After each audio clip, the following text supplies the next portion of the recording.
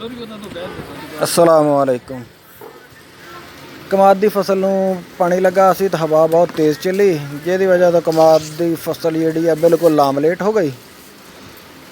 तो जो कमाद की फसल डिग पवे तो फिर इहदे विच क्लोरपायरीफास जिन्होंने क्लोरी कहते हैं उहदियां 2-2 बोतलां रोड़ दवे तो फिर चूहा नहीं खाता कमाद नूं। ते नाल जिहड़ा एक बोरी यूरिया दी भी रोड़ दवे तो फिर इन्हां कमाद की बढ़ोतरी अच्छी होंदी आ। जो कमाद की फसल डिग पैंदी आ तो उहदे नाल डिगण की वजह तो जड़ां हिल जांदियां, फिर जो उहनूं खुराक आउंदी आ तो फिर वो जड़ां मजबूत हो के तो दोबारा बढ़ोतरी का अमल शुरू कर दिंदियां तेज़ी नाल।